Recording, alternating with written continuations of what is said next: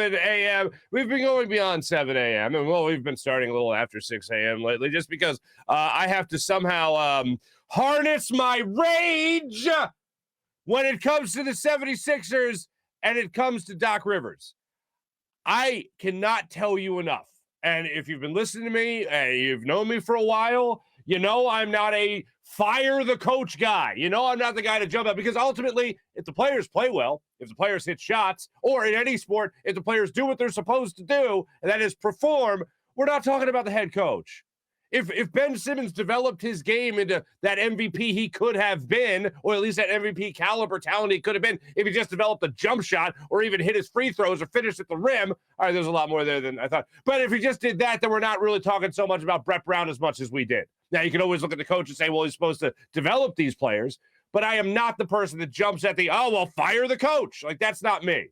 It takes a lot. Like, it takes Bryce Harper laughing at Gabe Kapler's curveball machine idea to go, maybe Gabe Kapler isn't the guy for this locker room. Like, I like Gabe. God, I wish him all the luck in the world, and certainly had a lot of success out there in San Francisco already. Good for him, but it wasn't a good mix here.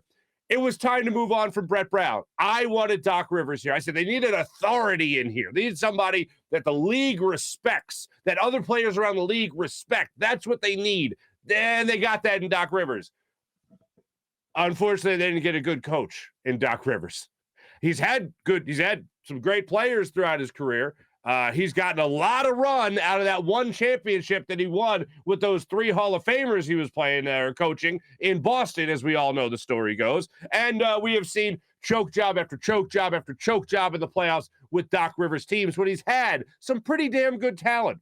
And unfortunately for him, in his last year in LA with the Clippers, he had Paul George and he had Kawhi Leonard. And for whatever reason, those 2 stars didn't really like what Doc Rivers was bringing to the table. So Doc was out in LA and he was in Philadelphia. And now I look at Doc Rivers and I think, what is it you say you do here? And I told you last week, I am done with Doc. And I know it's some crazy thought, they're not going to fire a guy 6 games left in the regular season. And no, they're not. But you know what? I wouldn't blame them if they did. Because what happened last night with this team playing their 3rd straight loss and collapsing the way they did in this particular game against the 21-win Detroit Pistons, and then to hear Doc say what he had to say after the game. And if you haven't heard it by now, the James Harden cut, I'll play that for you. And if you haven't heard what beyond that, I think it's actually worse. Because Doc talks about how, you could see it coming. Really? You could really, Doc? You can see another 15-point fourth quarter coming? Then what did you do about it? What did you say on the bench? What did you draw up for these guys and try to get them going? Well, what was it? What did you do? Because what I never hear from Doc Rivers, and I know I'm a broken record because I said all this last week, when is it ever your fault, Doc? What was your fault? Like, what was your problem? Like, if you look at the stat line from last night, for instance, check this out. Joel Embiid, pretty nice game, right? 11 for 19 from the floor, 14 for 16 from the foul line, hit a 3, 15 rebounds, 37 points. That's a pretty good night. You know what Joel Embiid focused on after the game? The number right there under T.O., 7 turnovers.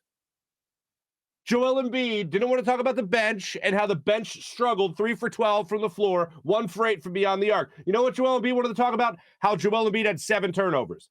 And that's your MVP candidate. Well, that is your MVP. That's your Sixers MVP. That's your overall league-wide MVP candidate. I said yesterday, and I still believe he'll be the runner-up. But he focuses on what he didn't do well. And this is a guy like Joel Embiid, who so often we have talked about how he wants the individual accolades, whether it's Defensive Player of the Year, whether that's MVP. We'd like to hear him talk more about winning a championship. But in this particular instance, when they collapsed in the fourth quarter, another 15-point fourth quarter, he said, I look at me. I don't look at the bench. I mean, I'm supposed to be the guy. And I had those 7 turnovers. Yeah, I got to look at myself there. Doc Rivers, what would you have done different?